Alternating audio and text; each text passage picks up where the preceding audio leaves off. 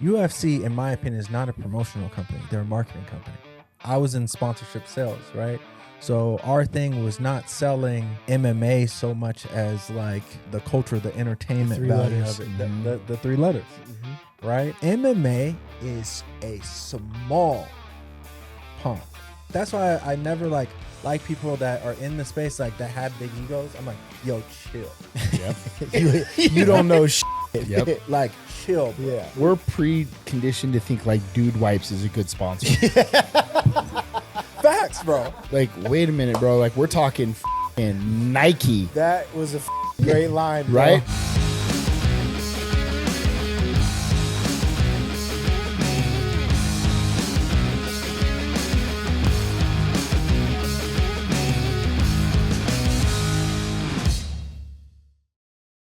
What's going on, y'all? Welcome back to another episode of Verse Us with Eric Nicksick. He is Eric Nicksick. I'm Randy Fainrich, and this is Verse Us. Verse Us is presented by MyBookie.ag. At MyBookie, you bet, you win, they pay. Head to MyBookie.ag, use code VSUSPOD to get a bonus on your first deposit. And today, we have a very special guest joining the show. Today, we are joined by one of the most talented agents in the sports industry. He's a former UFC employee. He's a former CAA agent. He is the founder and CEO of 3.0 Labs, and for my money, the only man to battle the UFC on behalf of his client and win. Marquel Martin, welcome to the show. Thank you, brother. That was a great intro. Oh, a UNLV Rebel. Yeah, exactly. Oh, yeah, UNLV you missed Rebel. that part. I forgot about that. Bachelor. Yeah. Oh, Which we're going to dive into. Oh, yeah, bro. I got to do that, homie. research. I've been on the road with you, pal. Yeah. That's right. Exactly. Yeah. Yes. We spent some time some together. old fashions in that we COVID did. hotel, buddy. Yeah, we did. I'm sure we'll dive into all of that, man. Welcome The to the show. diffusers and shit. Yeah, Yes. Thank you, burning brother. incense Thank you, guys. again? I know. I loved You it. do love No, love it's an great. It's great. It's great. We're a bunch of dudes that taking I know. shits all day long. Right? We're all living in a goddamn dorm room. I bring incense. That's The what whole floor of the Saudi hotel Yeah. smelled like fucking Yeah, yeah. incense, Yeah. bro. I'm pretty sure each of you, because I've been to both your guys' room, obviously, and we've roomed together and stuff. But like, yeah, you're up there when it comes to roommates for sure. Yeah, bro. thank you. Yeah, Thank yeah. Especially with the Yeah. console, like it's hard to, play Madden, no, Call of Duty. no Diddy, of course. But, Yeah. yeah. No Maybe Diddy. a little ditty. Little ditty? No, not even a little ditty. Man. But I remember, because you also do you Sleep still with sleep with the headphones. headphones? Hell yeah, I do, even at bro. home. Yeah, bro. That's amazing. Yeah. You know, did I tell you that my college roommate, my freshman year, because I walked on the UNLV originally before I got my scholarship. John Robinson? Right after Mike Sanford. Yeah. So my roommate was, I'm thinking like civilian, but just like a regular like student. But he was in the Army and he was listening to headphones all the time. I had no idea. And he's from some part of Africa. So I was like, yo, E, what are you doing? His name is Eric as well. And he was like, yeah, like when we were in the war, like the bombs and stuff, go off would like trigger me. So he like slept with headphones. Yeah. Yeah. No, I have to sleep because I hear like demon voices and it always tells me to kill my roommate when I'm sleeping. So I need to have headphones. Yeah, I'm like in the closet with like a shank, a shank just ready for Eric. Bro. Just- It's weird, man. Like, I'm not sleeping, bro. I wish I would If I have don't known have my that. headphones, I usually kill my roommate. So Thank God you had him. Thank God you had him in Saudi. Oh, man. Good times. good man. time. Yeah, good times. I'm sure we'll get into all of that stuff. But first and foremost, man, how's life? How's everything going? How's business been? Man, life is blessed. It's funny on the way over here. I was like thinking, I don't even know how to like describe myself or what's been going on, but like I feel like I'm like a retired MMA agent, right? Like on like the next path of life. PTSD, Yeah, motherfucker. yeah, for real. Exactly. But I wear it proudly. Exactly. I'm like, man, I don't know what the fuck we're gonna be talking about, but yeah. I would say I'm a self-proclaimed retired MMA manager, agent, whatever you want to call it. Yeah. But life is good. Actually, just obviously had our daughter. Right, family's good. Parents moved in with us. We bought a house out here. Running the business, and that's going great outside of MMA. So I think not even like being an agent, which I did for so long, which was great and everything, but it's too stressful for me, and we can get into that in other times. But more, it's now about like trying to operate a business right? Like, because I've always been like entrepreneurial, and I've always been someone who loves challenges and always trying to figure out a different way of doing something, or like, how to disrupt an industry. Breaking the mold, man. Right? Yeah, just like breaking the mold. Just because, not for anything, but more so, I just love that rush. You know what I mean? I love trying new shit, even if I fail, like that's okay. So that's where I'm at today, is like building the business, building 3.0, right? Working with people that I want to work with, trying different things, seeing what sticks, what works and whatnot. But yeah, that's pretty much it right now. What let's stay on 3.0. What is it? Like, describe it for us. What are you trying to build with 3.0 Labs? Yeah, so for context, right? It's kind of easier if I give you some context in terms of like why 3.0 and what that stands for and represents, right? So if you look at like old school business, newspaper business, and how things were going, that's like 1.0, meaning, one source of news or information shared with the masses, right? 2.0, right, is more generalized in terms of like there's two ways of kind of communication. Now you can have a blogger that has a website that is sharing their experience as, I don't know, fucking artist or something like that. And then you have the readers on the other side. It's not just one way of communication, it's two ways. 3.0 is about the future. It's technology, it's AI, what we're seeing today. It's content and all of those forms that come together that really establish what the future will look like and become. So that was kind of the inspiration of the name 3.0 Labs, right? The labs aspect of it is because, like, again, I like to experiment with things. But all in all, 3.0 is more so, in layman's terms, sports and entertainment management company, and we're focused on really representing and bridging the gap between representation, technology, and looking into the future and what that looks like. Love it. Yeah, love it. Doing a lot of cool things and a lot of things the right way, which might not always be done in the other agency industries. Let's go back to the beginning, man. Let's go back to what we were just talking about about UNLV. Yeah. You grew up playing football, grew up Southern California. Yes, sir. Did you always, have a dream of going to play football, like either collegiately or professionally? What was that like? Yeah, so, I grew up the youngest of three boys, no sisters, very kind of like, typical, like, lower middle class family. You're playing sports, right? Every guy in my family played football, all sports, but primarily football and or ran track, right? So you had to do that. I actually hated football. I loved basketball, but I knew I wasn't going to be tall enough. And I loved baseball. I was actually pretty good at baseball. But my dad forced me to play. And I remember crying, after, trying to like hide I don't from want to play, Grandpa. Yeah, that's too damn bad. Because my dad owned a barbershop. Right, and the coach got his hair cut like the inner city, like, football Pop Warner at the time. And he was like, where's Marquel? I want him to play for my team, blah, blah, blah. And sometimes I would like sweep the floors at the barbershop and do all that. And I would literally like hide from this hell no. and my pops was like, no, you're going to go out there at least for a day. And if you like it, great. And if not, you can you don't have to do it anymore. So I'm like, thank you, Pops. Okay, deal. I'll go out there. And the first 2 weeks of Pop Warner is called Hell Week, right? It's like it's a different beast. I went out there and I was like, fuck this. Like, obviously I wasn't cussing at that time, but I came back home and was like, Pops, thanks. I'm just gonna stick with baseball. Thanks, but no thanks. And basketball. Bro. And I remember him like, he was like, nah, you're gonna stay. And so stayed, but I ended up being good.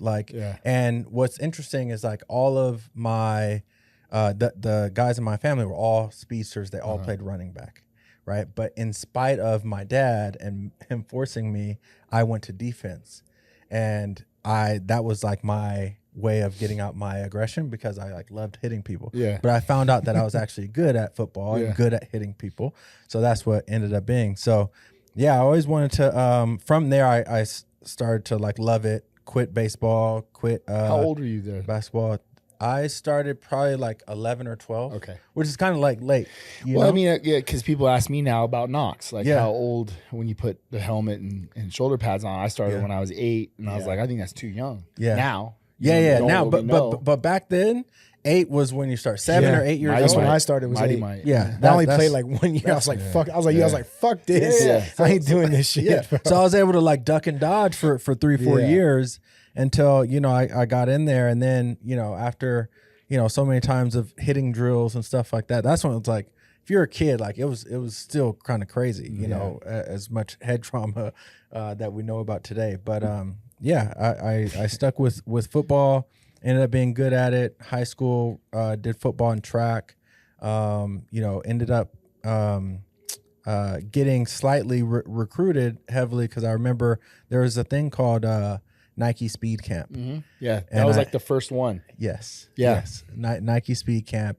And we went out, I think it was my junior year, went out to East LA Speed Camp, and I ran a 4.44 which at the time was pretty burning. fast. Yeah, I was burning at that level. For a junior in I high was gonna school. say you were a junior in high school. Yeah. Yeah. That's Yeah, burning. so I did that, and then from there you get automatically invited into the big Nike training camp. So the Nike training camp, there's certain ones around the country that you pick, and I remember there was one in LA, a big one was in Florida, and then Oregon. the biggest one was Palo Alto. Oh, There's Palo one in Alto. Oregon. Yeah. The biggest one was Yeah. Palo Alto, Yeah. right? Is that Northern California? It's like Stanford. It's like next Oh, to yeah, okay, Stanford. that's right. So I was like, you know, you're young, you're feeling yourself after running a 4.4. I'm like, Kareem Kelly era. I'm like, yeah.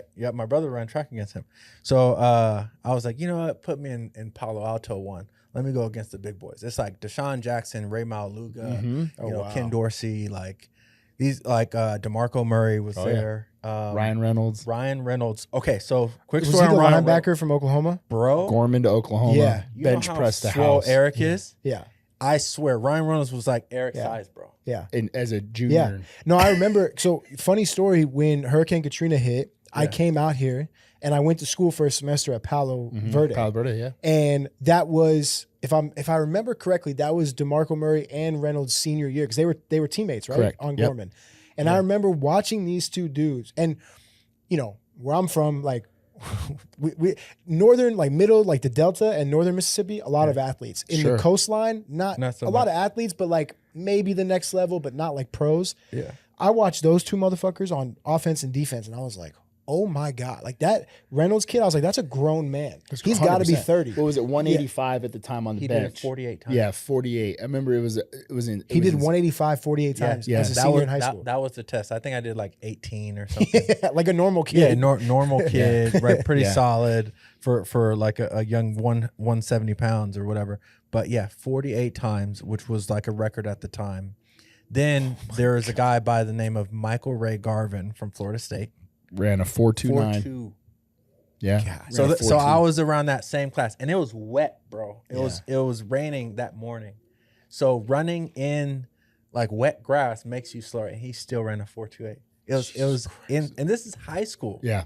This is high school. People aren't getting this in NFL. Yeah. You know what I mean? Like Yeah. if you're doing that, you're a guaranteed first rounder. But He ended up leaving Florida State for the Olympics, yeah? If I think remember, so. He was a DB, Yeah. and he was a DB at Florida State, kick Yeah. returner. Yeah. Yeah. But, you know, Florida State's track was number one. Like Florida State, Oregon, LSU every year was like the So long story shorter, that should have been my foreshadowing of like, yo, you're probably not on that level, but Yeah. still you can't tell a kid anything. Yeah. So I ended up doing that.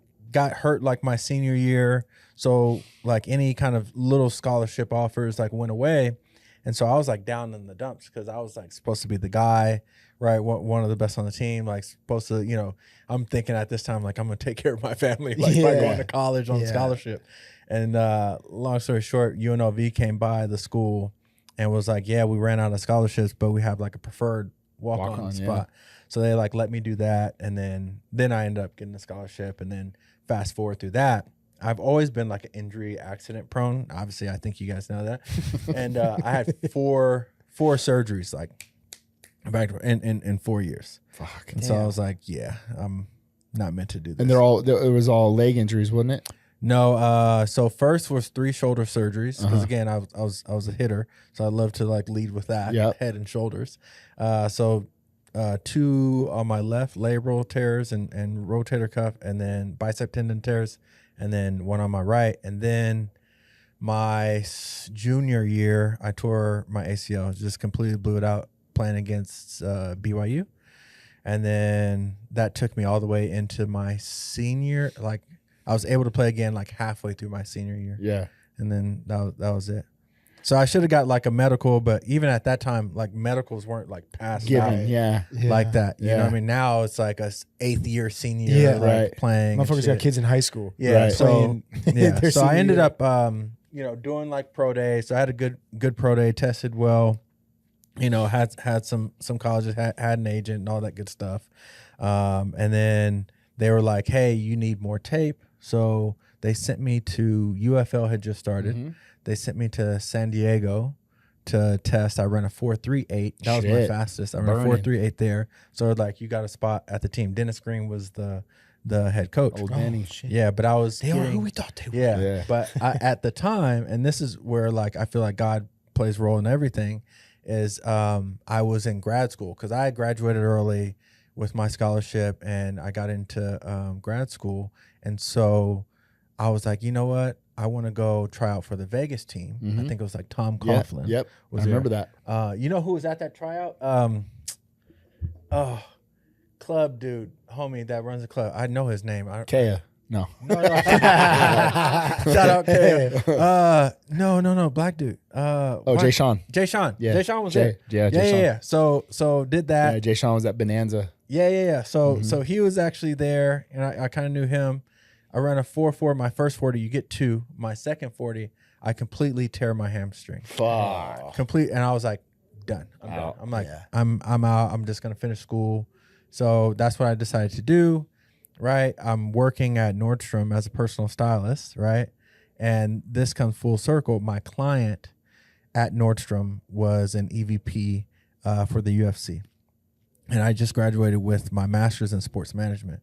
And the only professional sport at that time, UFC. Mm-hmm. So so that's how I got into the UFC. What's up, guys? Thank you for watching the show. I appreciate all the comments, all the love, all the support. But if there's anything we can do better, if there's guests you want to see coming on, let us know. Put it in the comments. Tell us what we can do. Now, back to the show. That's crazy.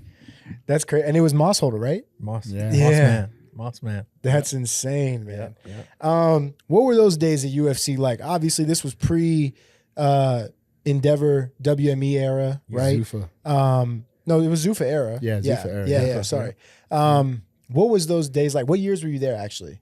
I was there 2011 or 2012, one of those two, through 2016 when we were bought. Yeah. So about 4 or 5 years I was there. The Wild Wild West years. Yeah, Wild Wild West. But, I looked at UFC at that point in time as like everyone was like a family. It was less than 300 employees globally, right? And everyone knows that UFC's holiday parties are like legendary, right? I remember that, like, hanging out with like Dana and partying with him and drinking with him. It was incredible, and I fell in love because I didn't care about MMA. I was a football player, like but the culture that UFC like fostered for all the employees, like, is very much tight knit family Locker room. locker room, right? Which we come from, right? Which I loved and knew, and so I felt like that was an amazing time, and still, like, I'm so grateful to Dana and Lorenzo, of course, Mossholder. I still have a video of when it was Lorenzo's last day, but just being around those types of individuals, right? Because everyone wore multiple hats, right? You got a sense of how business is, right, on a big scale, but ran like very entrepreneurial. Yeah. I remember when Dana would come in, and he would just come in with so much passion and like ingenuity, and like he's one of those people, and that's very like, I'll try it, right? But he believes so much in what he wants to try. I was like, man, like, that's dope. And then you get the other side of the coin, which was Lorenzo. Lorenzo was like, again, no Diddy, but like the best smelling man on the planet. Like that dude, like he gets his cologne like handmade from Italy or whatever, and they fly it out and they put it on his name, right? Like each morning. They fly in just to dab him up. Fairy dust. And then they leave. Sprinkle the fairy dust. But he was like very astute, very calm. Like I remember thinking my first meeting with him, it was like Gatorade in the room. And I was like, this is like a scene out of like The Godfather or something. Yeah. Because he's like very quiet and like, he just like commands a room. The only other individual that I have seen command a room like or even a little bit more than Lorenzo Fertitta is Nick Khan, head of WWE. Yeah. Like those are straight gangsters. Like Dana, of course, because of who he is and like everyone knows it, but his energy in the room is like very much like Bro. up. Like bro and like of course like he has his brashness about him, but you get Lorenzo in the room, like you'll see like it's a little different. Like people are like, okay, like let me tighten up. But man, it was awesome. Got to be there for I think the best period in UFC history, right? It's Ronda Rousey comes onto the scene.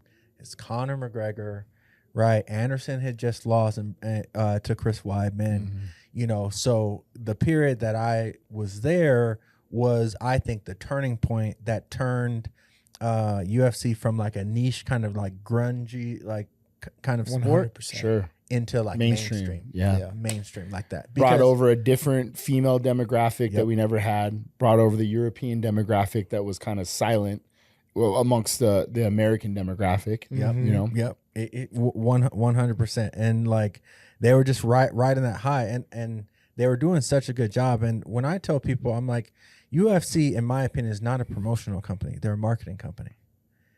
They're marketing a brand. Sure. Right? That's what I was in, sponsorship sales, right? So our thing was not selling MMA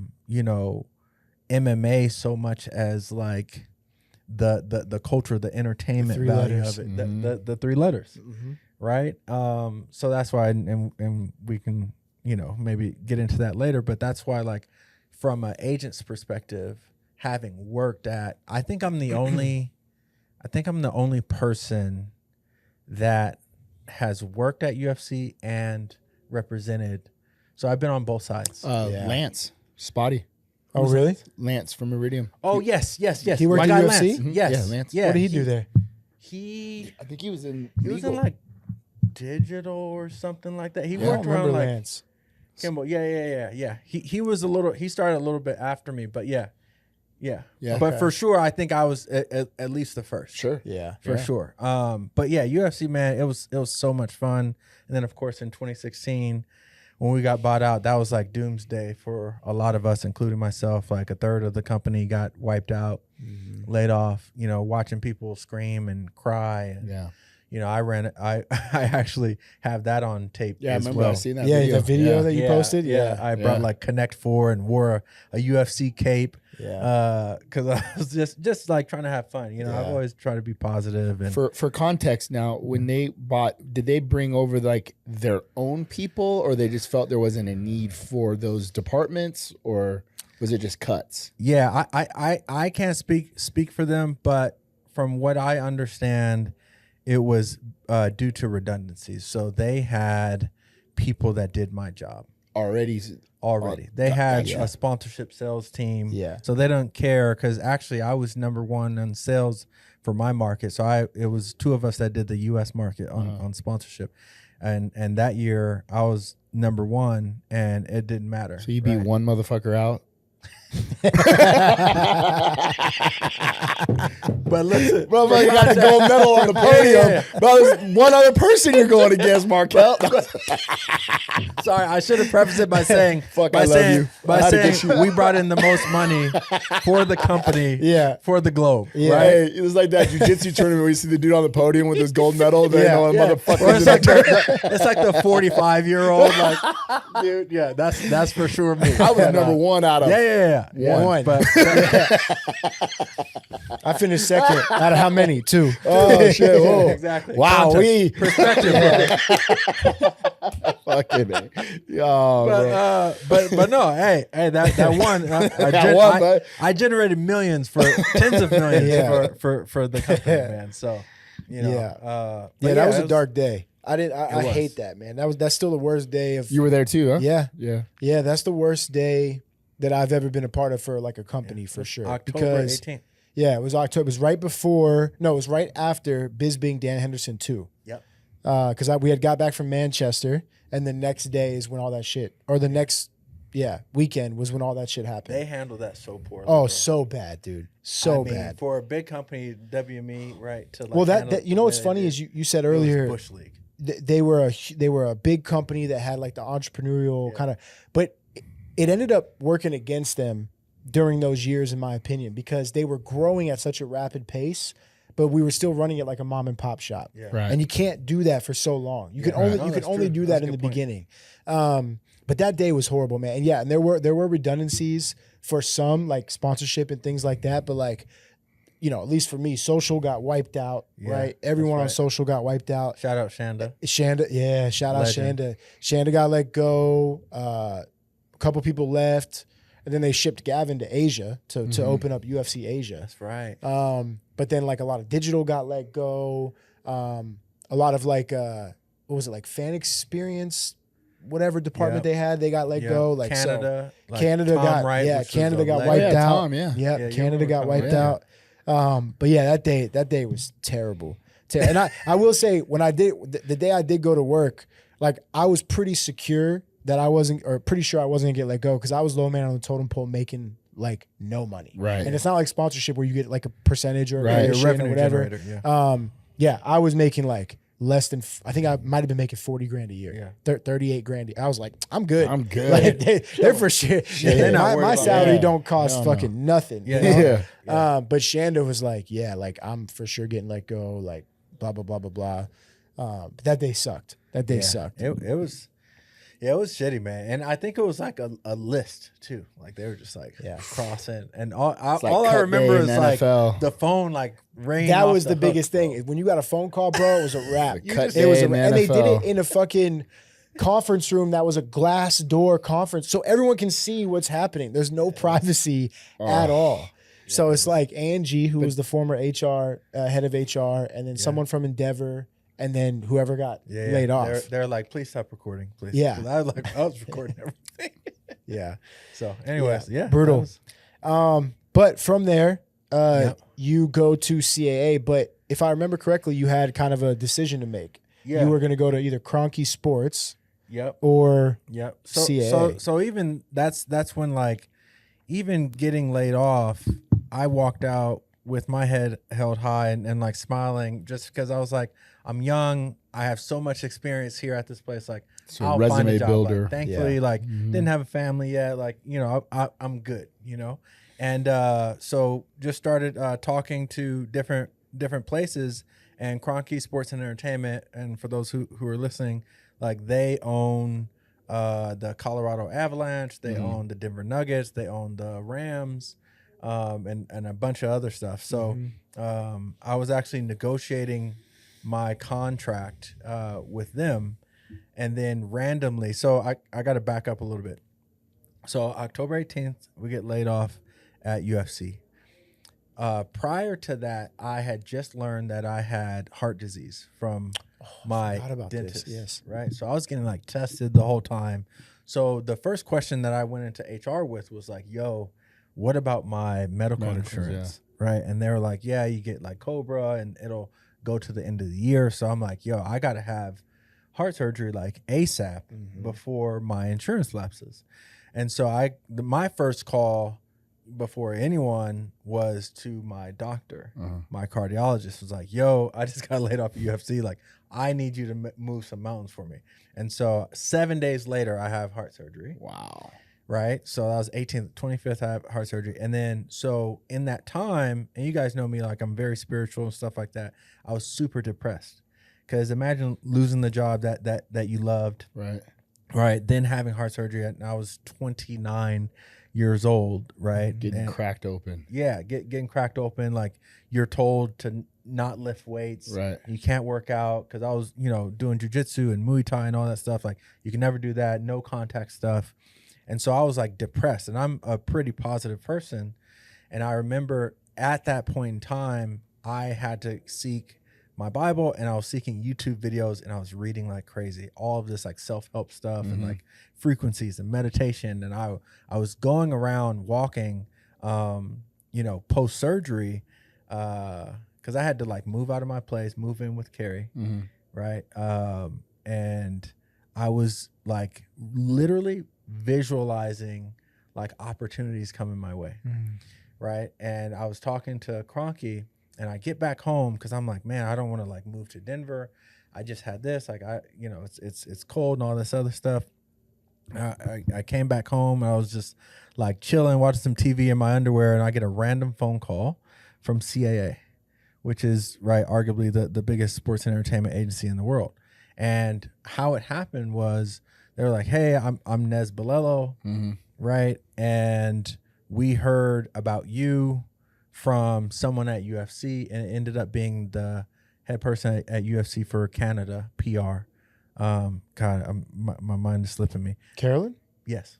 Carolyn Blakely? Yeah. Yeah. So she's a sweetheart. Recommended me to CAA. No shit. Yeah. So I'm like, I don't know who CAA was, but they were asking like, hey, like we don't dabble, we don't have like a combat sports division, right? But we represent a few fighters. So they had like TJ Dillashaw, Cain Velasquez, they had George St. Pierre, and like Rory at the time. And so he was asking me like how at that time. He was asking me like how I would approach. So I had like a quick like interview on that first phone call with him, like how I would approach the division, like if I were to come in there and do anything. And because of my knowledge with UFC, I kind of shared a different perspective, right, that I think got his attention. So he was like, you know what, come to the office. I ended up driving out to LA, went in there, and it was this big ass building, marble staircase and everything. I took a picture of it and sent it to my parents, like, yo, this is a fancy ass place. Like everyone walking around with suits and all that good stuff, right? So I'm like, what is this place? Yeah.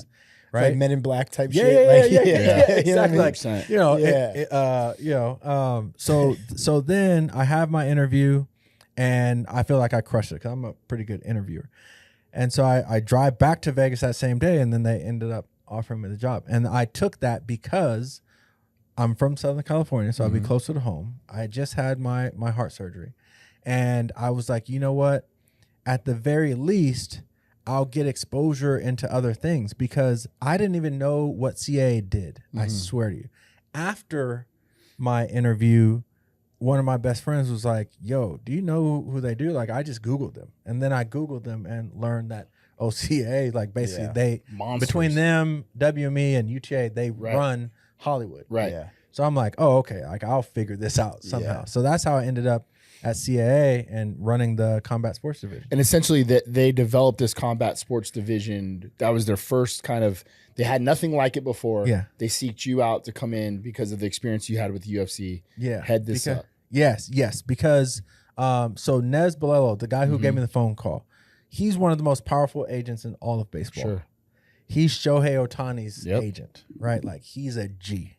And he is a contract agent. Like he's very good at contracts. And so he was helping George St. Pierre and George's managers do his deal and contract. I'm sure there's more to it, but that's when you saw George St. Pierre in Marvel. That's when you saw him, you know, like having all these big endorsements outside of what the endemic deals were going on in and around MMA or UFC at the time, right? GSP at that time was like the guy. Sure. Yeah. So Getting ready to come back. Yeah. So Nez is like, like I'm not a MMA guy. Like I'm a baseball guy. Like I run baseball. My first meetings for like the first year, like our team meetings, I was with all the baseball agents.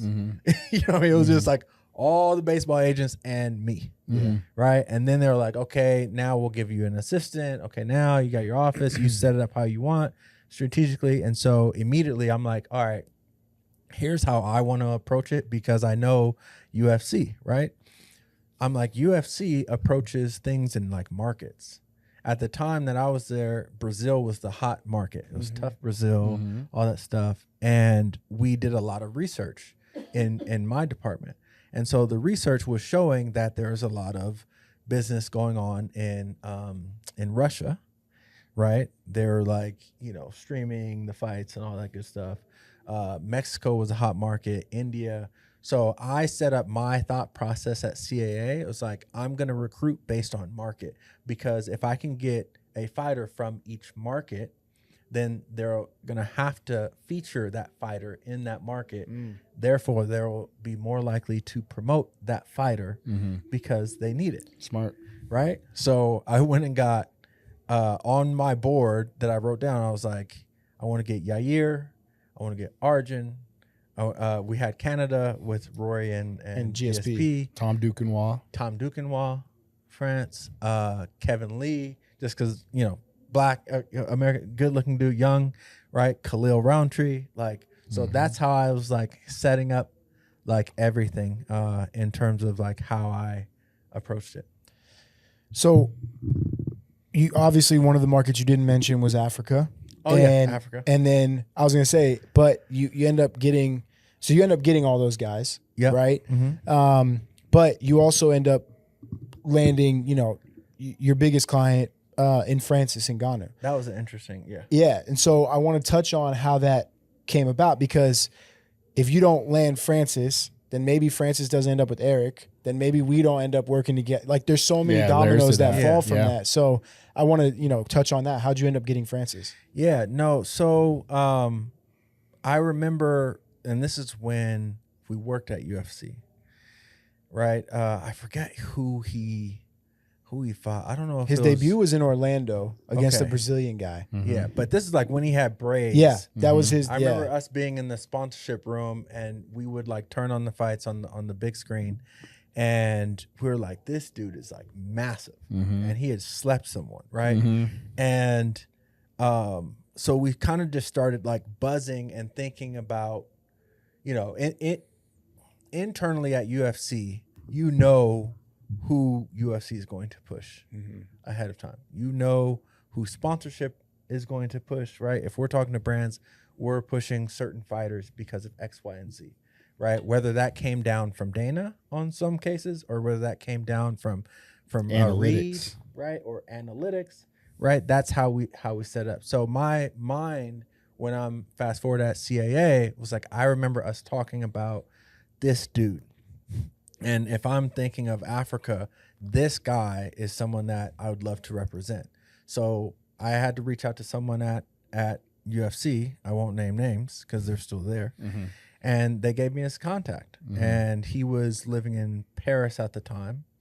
And he was coming out to Vegas to like look at places or have a meeting or something. And I met him at the Wynn.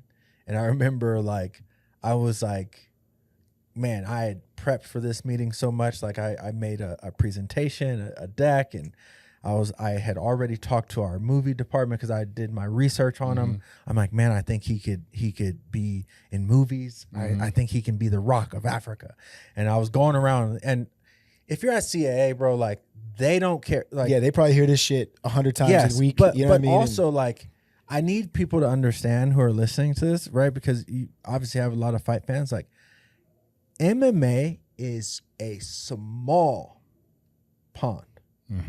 The smallest, bro. Like, nobody's tripping up. Like, that's why I never like people that are in the space like that have big egos. I'm like, yo, chill. Yep. you don't know shit. Like, chill, bro. Yeah. Right? So it's like, you know, I'm going around the building, and these are like, you know, directors of Game of Thrones representing, and Batman, and like... Right. Like we're preconditioned to think like Dude Wipes is a good sponsor. Facts, bro. fucking dude wipes. Like, wait a minute, bro. Like, we're talking fucking Nike. That was a fucking great line, bro. Right? Condom we are Depot, preconditioned like- to think Dude Condom Wipes Depot, is a it's just- great sponsor. Yeah. Like fucking dynamic fasteners. Yeah. Condom Depot. But that was not to cut you off, No, but this thank is you. from my Good. perspective. Was why Yeah. people were going to CAA was because they saw a bigger vision of what that agency can bring to them. Meaning huge sponsors, Huge. movies, Yeah. TV shows, Yeah. and look, like if you want dude wipes, that's a fucking sneeze and a phone call. I'll get that done, no problem. Yeah. Yeah. Right? But we're gonna move some mountains, get you some actual fucking shit. I'm so glad you mentioned that, is because, and that's where my perspective, kind of birthed from. Sure. Is being in that building around Understanding it. the biggest agents in the world, bro. Like, these are like world movers and like star builders. I wasn't on that level, but I was like learning from them. So needless to say, that was my approach to everything. Right. Is like, how do we make things bigger? So going back to, me trying to like make this presentation to Francis at the Win, my presentation centered around like, hey, I think you're more than a fighter. You may not realize that. I'm not even thinking about your fight. That's all gonna take care of itself. That's all going to take care of itself. That's your job. Yeah. Right? Like, that's your like, job. Like, talent Yeah. is talent. Like, bro, Yeah. like, I'm not stepping in there fucking fighting. Yeah. You know what I mean? No, 100%. But at the same time, like, if you can trust me and understand and even see it for yourself, that you can be bigger than just that, right? I was saying like, yo, this dude's gonna inspire millions of Africans. Yo, this dude's about to be the African version of The Rock. Yo, this dude's story, if you put it in a book, a doc, or movie, is going to last a lifetime. I'm like, that's where I kind of see. So he, at the time, he could like barely speak English. Yep. He's already like a man of few words. He barely said anything. Thankfully, my homegirl worked at that restaurant, or she was a big VIP host, and came and said some nice things about me. And then that was it. That was my first meeting. Long story short, it took me a year from that meeting to sign him, because there's other people that kind of helped out. Yeah. Right on Fernand's side, there was a guy who knew about CAA. He helped out Alex Avant, who's the Black Godfather's son, Clarence Avant's son. Alex Avant worked with me at. He helped. So there was a lot of people. Nick Khan helped me sign Francis, but I was definitely the one at CAA educating, Beating the everyone drum on in that, him. beating Yeah. the drum. I'm like, this dude is going to be something, and he was nothing. Right. Yeah. Like- What fight, around what fight time is it? Around what time is Probably he like fighting? Anthony Hamilton, maybe No, before that. that a little after. that he signed. That you from the first meeting to when you signed him, what was that? Who was he fighting at that point? Was that Stipe the first fight? It was that, before one fight before Stipe. So that's Overeem. okay. So Overeem. Yes. Yeah. Yes. That's when you yes. had the first meeting. I don't know. Something like Was it that. Orlowski with the fight before Yeah, Overeem? it was. Yeah, I want to think say, so. yeah. I don't want to misspeak, but it was before Stipe. And then you signed him after first Stipe or before first Stipe? I signed him after because he had fought Derek Lewis, right? Yep. Yeah. So I was at that fight because I think Tom fought on that card. Duquesnoy fought Cody Yeah, Stamen, I think. and it was like Fireball Kid. a snooze fest, right? Yeah. And I remember, because we had developed a rapport, at least via text. I remember texting him like, yo, bro, like, I still believe it. Because if you guys remember at that time, Oh, they were shitting on him. Yeah, I remember. Big they were time. burying him. Yeah. Burying him. Yeah. Right? No manager, no fighters, no nothing, no media wanted to deal Fans with and the Francis company. Ngannou. Yeah. Yeah. Right? Yeah. I felt maybe I wasn't the only one, but still, that didn't even come into my mind. I was still on like my presentation that I pitched to Last year. Yeah. like last year. So I'm like, yo, bro, like keep your head up. Like I still think this, that. Yeah. And so that's what ended up kind of setting up our next kind of follow up. He came out to LA. I remember him. Like, I won't even like share this, but like it was a lot. It was a lot, and I stood on, again, me being a younger manager, not even close to these big managers that are in the space, right? But somehow he decided to go with me, and then the rest is history. Yeah. So how does the team form? Like, so Dewey's already with him. Yeah. Did you know Dewey at the time? Yeah, I knew Dewey because of Kevin. That's how I knew E. Yeah. Right. And that's where I was like, yo, these fighters are tripping in these hotels. Like, they're cooking in their hotel rooms. Like, the weight cuts, you're like scraping Kevin off the ground. Yeah. Right. But like what I saw, again, just me trying to just observe and learn at the same time was like, you know, the good people. Right. And how each one can speak to a fighter in a way that they will listen or understand. Right. And it was just also just kind of that camaraderie, me being like a football guy and like locker room guy. I'm like, oh, this is dope.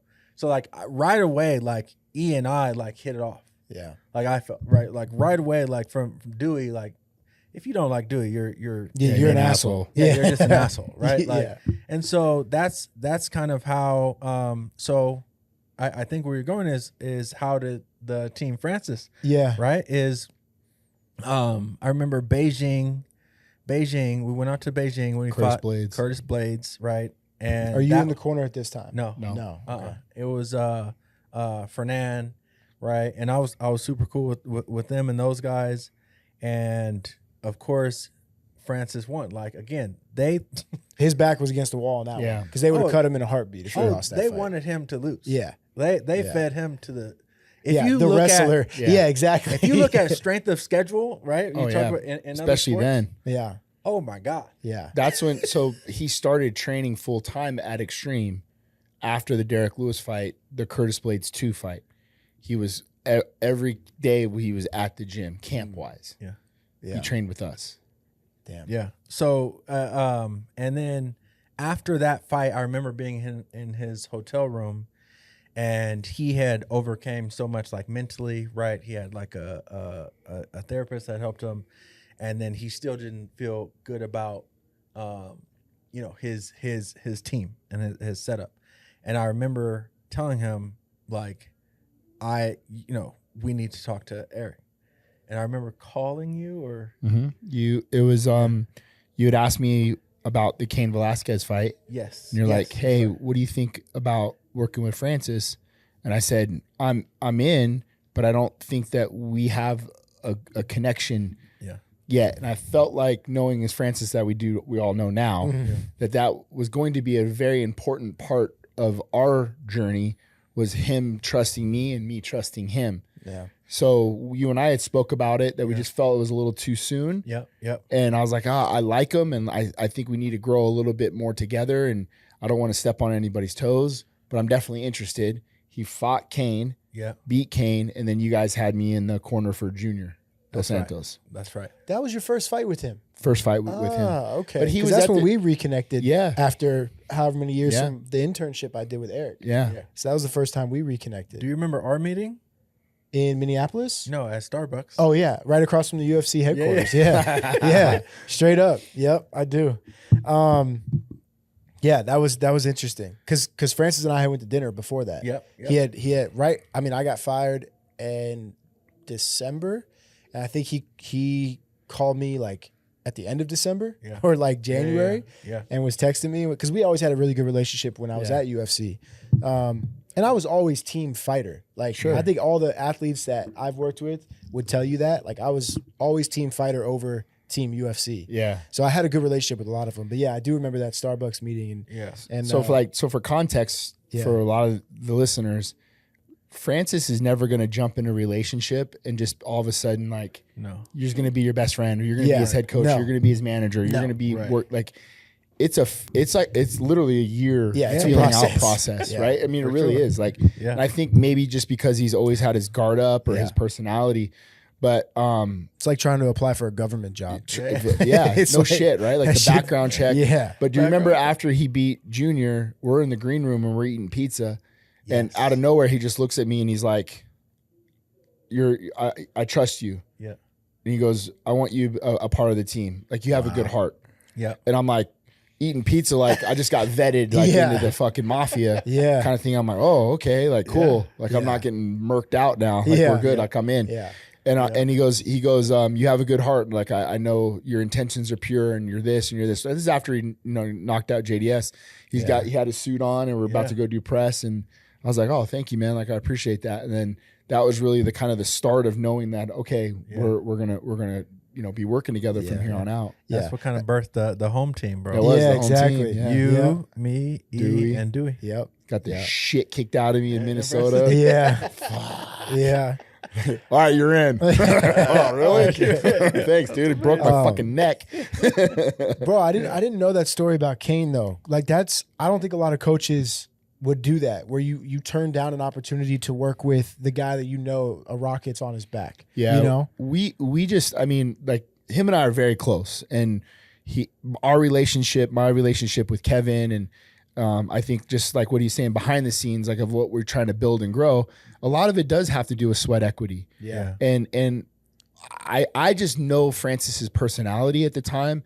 He just seemed very closed off and didn't want to let anybody in. And I felt like it just needed time to kind of figure out who and what he wanted or what he needed.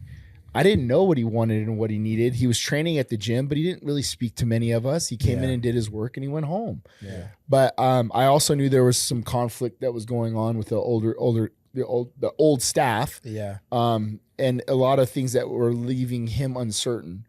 But it was the timing of it. It wasn't like, this is a 10-week camp. It was like 4 weeks out or 3 weeks out. And I'm like, I don't know. Like, has he been wrestling? Has he been doing that? Like, what can I do to help him in this moment? Right. And it didn't feel right to just hop in the corner at that moment, Yeah. Like, he had Dewey, and I think he had Ferdinand in the corner for Kane, I think.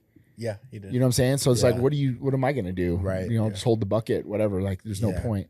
But that's also like why I've always like loved and respected you so much, because like you've never been like a guy like to what you alluded to is like, oh yeah, like let me see this rocket on his back and just like jump on, like me first. At the end of the day, like you're a human first and you're authentic first, bro. Thank you. And in this business, which scarred me for so many times, right? And that's why I'm retired. It's like it's some nasty like people, and you've always been solid, bro, and like always had a good heart. You know what I mean? Same with you, Randy. It's like, because this game can like change you. 100%, man. So and we've seen, not only can it, we've seen it. Yeah. We've seen it firsthand, dude. Yeah. And I think that when we are pure to that in our friendships, the things that's going to last longer, to me, than this fucking sport. 100%. 100%. Very rare to find people like you two, and Dewey, even the purest, Switzerland. One of my favorite trips of all time still though was Jacksonville. First post-COVID show? Yeah. COVID. Or first COVID show? Yeah. That's COVID. Yeah. You and I roommates, Call of Duty was the thing. Yes. We started playing Call of Duty. Yeah. We're getting fucking swabs shoved up our nose. We didn't know what the hell's going on. Yeah. Right? We go to Jacksonville and Jacare pops for COVID, and we're all like, dude, we're all gonna die. Everybody's gonna die of COVID. Yeah. Remember, you're like Faber, and everybody showed up in like hazmat suits, and like, bro, we show up to Florida, and Florida's like, fucking party, spring break, like let's go. Bars are open. We're like, dude, Florida don't give a fuck about COVID. Was that fight closed? Yes, dude. There was no one in the arena. And Francis, do you remember the whole fucking like in the back, and like Francis is like sleeping under the chair. Yeah. He's just fucking, I'm like, dude, you're going to fight in like 20 minutes. You want to wake up? Yeah. And he just fucking, and then just hits the pad and then beats me up. Remember? Just folds me up and then fucking hammer fists me. He's like, all right, I'm good. Yeah, I'm good. I'm warm. So remember this is the craziest shit. So we're walking the tunnel, and Jairzinho is on the curtain looking this way, and Francis is coming down the hallway. And do you remember Francis is just like this? Yep. Just walking like skipping along. Bro, that has got to be the scariest shit to see. And I'm like behind him going, oh, this dude. And bro, Jairzinho does one of these. Yep. And like, bro, and then he hits his walk, Jairzinho. Yeah. And then we hit our walk. And then Francis gets in the cage, just fucking nonchalant. And you see this dude get in there, and we all stand on the thing. You remember? And Jairzinho's like this. Shook, bro. Bro, you can hear the fucking pins dropping in the cage. Like, oh, you're locked He in did this not- motherfucker now, baby. He asked for it. Yeah. He was the one calling for Francis. It Francis. gets better. Yeah. It gets better. Bell rings and Francis throws this 19-piece haymaker combination and just kills this Button guy. smash. Yeah. Blows his fucking brains out. Yeah. And then I jump up and go look at that motherfucker. I'm going off. Oh my and Francis thought I was mad at him for not checking on the dead guy. Like, go help him. Go help him. And I'm like, he asked for this shit. Fuck him. Yeah. And then Marquels like, bro, everybody can hear you. Yeah. The entire so quiet in world. I'm losing my shit. Look at them. He's dead. Go look at that motherfucker. And Francis is like, I remember Francis like going petting over there him, like he pet him, like he's do you want to go sternal rub? Like, what do we do here? Yeah. I'm losing my Jorginho shit. was like supposed to be this world beater as well. Like I think it was like 11 or 12-0 or something. Yeah, he had just knocked out started Overeem. so fast. yeah, right? yeah. He was just talking trash like in After his Overeem interviews. whooped his ass the entire fight, and then Exactly. caught him in the fucking 5th round or whatever it was. Oh, man. And I'm losing my shit. He's losing his shit. Fucking. That was wild. Oh, dude, that was wild. Dude, that is hilarious. Could hear a pin drop. There the was fact nothing. that he was like, he was looking at you like, go check on him. Like, Like, should I go? he thought I was mad at him. He's like, oh, okay. And like, it was like pets him.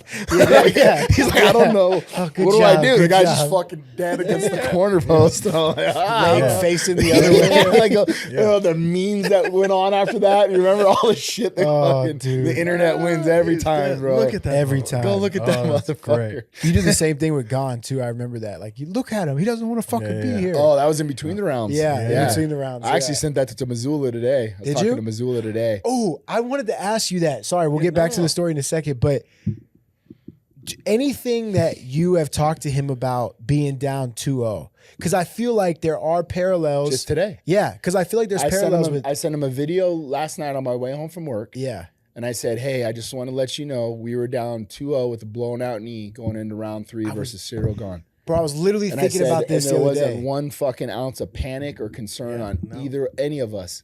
I said, just because we knew what we were built of. Yeah. And I said, you got to understand that there's going to be these times where you're fucking down, but you're built for that adversity. And you got to love that shit. Yeah. And I told him, I said, adversity is a privilege, just like he always says, you know. Yeah. And he wrote me back right away. He's like, do you have video of that? And I sent him all these videos of the corner and what we were saying and stuff like that. I believe in you, motherfucker. I believe in you, motherfucker. Dude, I get chills every time I fucking see that video, Send bro. him all that today. And I was like, go put your It's foot so on their funny throat. you said that because I swear to God, Eric, was it last night or 2 nights ago when game 2 was and they lost? I was literally thinking, I was like, I wonder if Eric's talking to him about the Gahn fight in particular. Exactly what it like, was. in particular, like down 2-0, Down 2-0. bum knee. I'll show you the text. and I'll show you everything. Show Like me after. legit. What here was my thought too, was like, I don't want to bug this guy, but then I'm like, him and I are so close and such good friends. Yeah. That this is the time as a friend you reach 100%. out. 100%. Like, this is Definitely. the time you say, hey brother, I know you're down 2-0. I got your back. Yeah. Or I'm with you. Yeah. You know, or just even if it's just one little thing. And that's all I was trying to do is just send him like, hey, Absolutely. we're all good. Like, we're going to get through this bitch. And I said, just imagine the stories we get to tell our grandkids about when you go to the MSG and you're going to take these guys out, you know, two games and we get it back home. 100%. That You know, kind the whole of stuff thing. makes all the difference too, because you know a lot of people, of course, are going to be there like when you're up, right? But when you're down, people are going to be like, oh, like you know, man, so he like doesn't you wanna sending talk. that in spite of that could be like everything, and obviously like he responded, but it's like in those moments, it's like, oh, okay, like you remember who you are, kind of Right. Yeah. Pull that mic a little closer to you, please. Yeah. No, it's cool because like that. Those are the conversations that we have, and in over time, I was always so worried about. I didn't want to bug you, but now knowing our relationship, it's like, oh, he needs that outlet, or he needs that friend that he can reach out to, and maybe it's not X's and O's. Yeah. It's not. I don't know shit about basketball, but we are in the same line of work to a degree, right? Yeah, and that, not to a degree, definitely the same. Yeah. Like, you're inspiring men. 100%. That's your line of work. But we're both resources for one another. I've learned a ton from that man, you know? Yeah. I literally sat in this chair yesterday, spent an hour talking to Jim Harbaugh's son. No way. He calls me and he was just picking our brain about MMA comparisons to football, just because we've lived both lives. Yeah. And how can he adapt more things that we do from MMA into football? And it was funny. I was like, well, I'm the complete opposite. If you think about it, I've taken my ideologies from football to bring over to MMA to help try to make MMA different or better, right? With culture and camaraderie in the team, you know, things like that.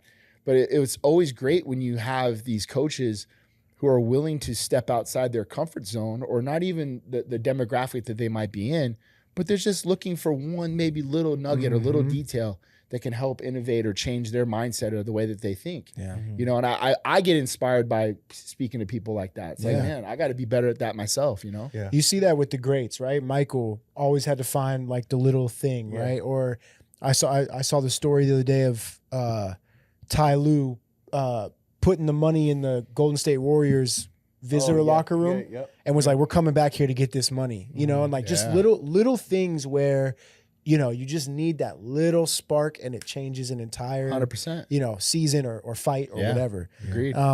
What's up, guys? Get on the sports betting action by going to mybookie.ag. At MyBookie, it's easy. You bet, you win, they pay. MyBookie has over 150 bets for you to choose from anything from fights, hoops, football, prop bets, minute bets. It's all there. Head to mybookie.ag and use code VERSUSPOD. Not only will you get a 50% bonus on your first deposit up to $1,000, you'll also get a $10 casino chip. That's a lot of money there.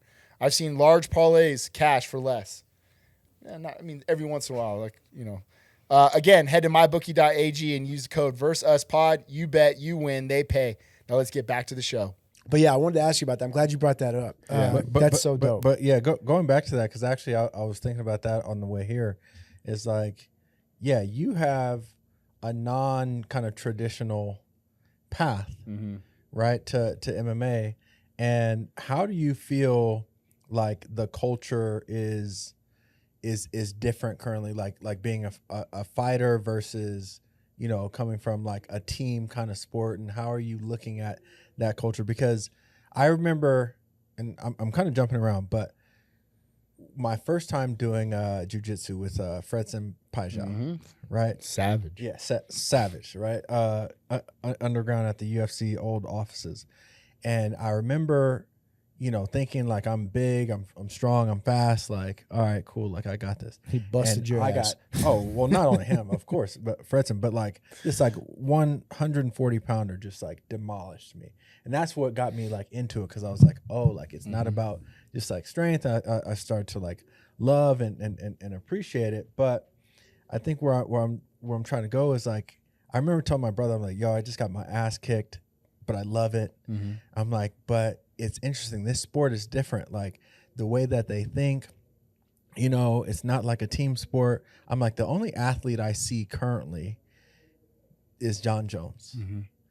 And I'm like, you know, I feel like the game is going to evolve into more, you know, more mainstream, more athletes are going to come in. Like you're going to have like different styles. So talk to me about like how you're seeing the game change right now from your background perspective. I think that we don't see kids coming in from team sports anymore as much. We're seeing kids that start their sports career in jiu-jitsu and wrestling and kickboxing. They're the new hybrids. These kids are starting this at 3 or 4 years old. Like our 4-year-old minis class is huge.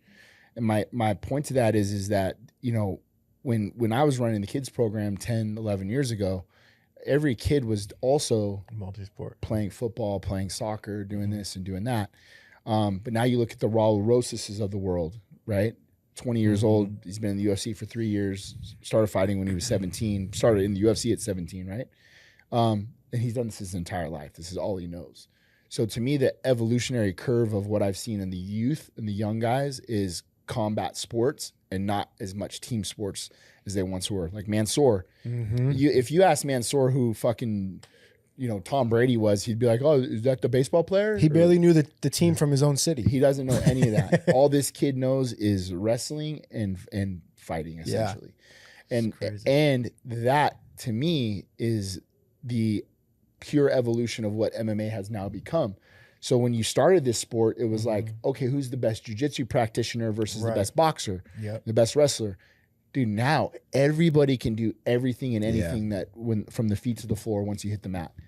That to me is the biggest difference. Well, I bet, and correct me if I'm wrong, but you're probably seeing a lot of young talent today that aren't single disciplinary, have single disciplinary bases, They're right? not. They're MMA MMA guys. bases. 100%. Yeah, they start in everything. Fallis used to always say that about coaching. I remember, and this is the thing, like, you know, what's your specialty? And Fallis would say MMA. My specialty is MMA. Yeah. Mm-hmm. And this was during an era when you were a specialty coach. I'm a grappling coach, I'm a jiu-jitsu coach, I'm a boxing coach, I'm a kickboxing coach, wrestling, whatever. And every time Fallis would be like, well, what's your, you know, my specialty is MMA. Right. And I'll never forget that line, that methodology, that level of thinking as a coach. I have to be able to show up to a locker room. I have to be able to wrap your hands, hold your pads, roll, wrestle, anything and everything that you need as a full-on utility man as a coach. Mm-hmm. You have to learn it all. Yeah. And if you don't, you can be kind of typecasted or phased out. But when you're the guy that goes, if I just can bring one person, I can bring this guy and he can do everything and anything that I need done. Mm-hmm. Yeah. That's how you make yourself stand out and rise above the crop. Yeah, I'm fascinated to see like the evolution like of the sport. How you're saying like now these kids are like growing up with it, because again, like, you know, I'm probably, you know, dating ourselves, but the kid that was doing the karate was like the nerd. Sure.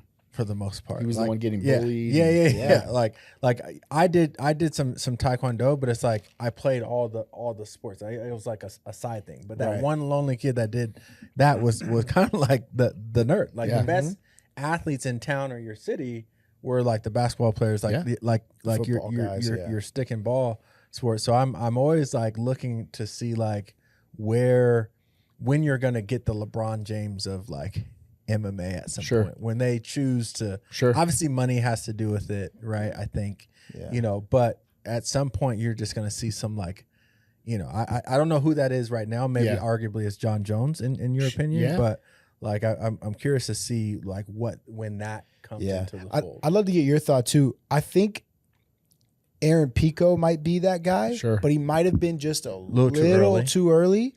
So like, who's the next Aaron Pico? And also Bellator fucked him in the beginning. I feel like, but who's the next guy that's going to be like Aaron Pico, who he can box his ass off, he can wrestle, he could do all this. Like to your point, that whoever that is, and it's been John for so long, he's just so ahead of his time. Right. But whoever that guy is not only going to be great, but he's going to make a lot of money. Yeah, a lot of money. So from my standpoint, how do you teach these younger kids about the team element in an individual sport when they don't play team sports? They don't come into this with so my job in my mind of how I want to develop young talent or younger kids, because they lack that team camaraderie, is supplement that by what we have at Extreme. Right? The mentality of when I get up to get a glass of water, I'm going to ask the rest of the table if they need anything. Because we that's how we think. It's those little things, man. It's little things. It's little details. Hey, what can I do? How can I service not only myself but my team?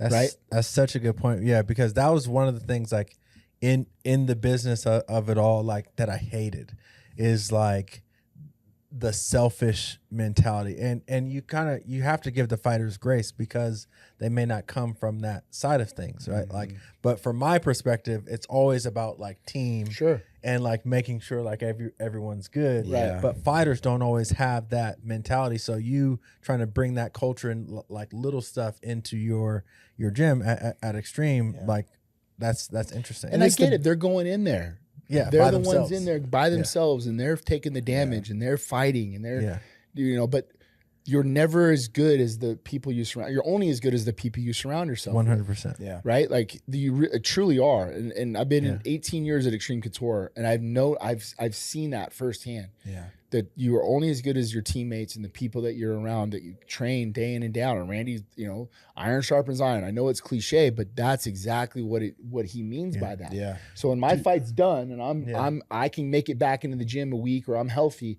I'm now here for you to help you succeed. Right. I want to see your successes just as much as my own. Yeah.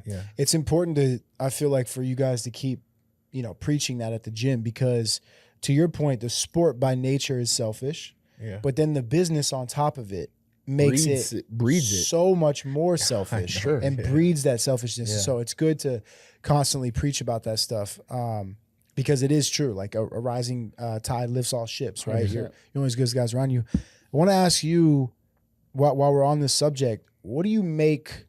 Well, let me say it this way. What are some of the biggest mistakes that you see agents make, particularly in MMA? Like, what are some, and I'm sure there's a lot, but like, we don't have to throw anyone under the bus or anything, but just some mistakes or maybe just like a big thing that you see. I think the biggest mistake is that a lot of managers in MMA have a scarcity mindset. And I think it harms the fighters, and I think it harms the sport. And going to the kind of like selfish mentality, right? I get on the business side, things can be cutthroat, right? But at the end of the day, our jobs as managers, as representation, is to do a fiduciary obligation to our clients. Meaning, right, if I'm representing each of you, okay, I can't make a decision on your behalf based on how it will affect Randy. Mm-hmm. I need to make my decisions in your best interest, irregardless of Randy. And that's one of the things that I think what was, apparent to me is that that's not always the case. Right. And I felt it like, listen, like I'm not here to say I'm better than or less than, but I'm big on fairness. And I tried my best while in the space to make it better, to make a positive impact, and to try to do what's right. Right. And depending on what side you're on, mm-hmm. you might think otherwise. Right. You might think otherwise. But that was solely, if you look back at my career in the space, like that's how I thought. Mm-hmm. Like I can't look at Francis and what he's trying to do and worry about how it's going to affect everyone, because it wouldn't be a fair. Sure. On the other side. Sure. Right. However, going back to the biggest mistakes of a lot of MMA managers, I think is like that scarcity mindset of like, if I do right by this fighter, then UFC or whomever the promoter is going to get mad at me. So I'll do just enough to keep them happy. Right. Right. But I won't maximize their happiness. Right. Right. I think there's like this like game that's mm-hmm. being played, mm-hmm. and that could have worked against me to my detriment. Sure. In the space. And I'll say, I feel but you got to lay your head on the pillow at night. Yeah. With dignity. Bro. And a clear conscience. I swear to you, people can say what they want to say about me, but I sleep good at night because, and again, for varying people, some people can screw anyone over and still sleep good at night. But mm-hmm. for me, it's about integrity. And I can say I did all that I could to respect people, to handle business with integrity, and try to do right to the best of my ability. I didn't always have the leverage mm-hmm. of cards, right? I didn't always have like that kind of knowledge. But, I just feel like, in this space, it's too much like shadiness going on. I'm just like, just be real, just be like honest, right? To make money, for a lot of people I had to understand, it's like representing a client is hard. Mm-hmm. It's glorified babysitting, but it's not rocket science. Anyone can do it. You're not mm-hmm. having to like, take a test. You're not having to have a master's degree. Anyone off the street can be an MMA manager. At the end of the day, mm-hmm. Which is crazy, right? Which is another side, and that's why they've done it. Yeah, we've seen it. Yeah. But when I think about the evolution of space, I remember being at CAA. I was in my office one time, and I don't even think this had to do nothing with Francis. I think it was like Rory or someone. But I was like, man, if I do this, I'm probably gonna start getting branded by UFC as difficult, right? And I shit you not, I'm like, I can play the game. I'm smart enough to play this game for a long time and be pretty damn successful at it. So, or literally my second, or I can try to disrupt some shit and change the game. And I went the latter, right? Because that's just more to my core. Looking back at it, I'm like, damn, should I have played this game a little bit more? But no, like I only knew what I know, and that's to try to be as authentic as possible. You know, make mistakes along the way, but try to do what's right. And these. But to be fair, bro. Yeah. And I think people have to understand. I'll say it. You were put in a position to be vilified because of the things that you were doing on request of your client. Correct. But a lot of people don't understand that. I do. And I have no problem saying that. Yes. So you are doing your job per your client. Yes. And what you do is you step out in the forefront Take and the everybody bullets. goes And and take the bullets. Oh yeah. I know. Yeah. I know. Now let me say this part too. Is if you were about the money,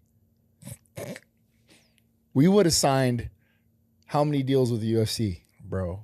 Like 4. make your whatever percentage. Oh, easy. And then, thank you. And I'm going to make my money, because that is a lot of the end game. Yeah. Is looking out for the bottom line. For sure. The bottom line. But you took a different route because you were wanting what the client wanted. That's it. That's it. And thank you for sharing that, because it's hard for me to go up there and say that, and people can be like, oh, like he's just, talking shit or trying to. No, I was fucking there. Right. Yeah. But I was on the calls. I was there. There's a few people who know. And one of the things that I learned in business is like a lot of people prefer a lie. Yeah. At the end of the day. Right? Like sometimes I don't, even me, I don't want to know the truth. Right? But also when this like misinformation spreads, and then you take someone like me, being a minority, I'm not just making about race, but just, in the positions that were thrust upon me. Well, you could be the minority just in experience. No, exactly. And if Dana White said something, this is the best way I can explain it. Like Dana White, right? He can say whatever he wants versus me. And 9 times out of 10, he's always going to win. And it has nothing to do with truth. Right.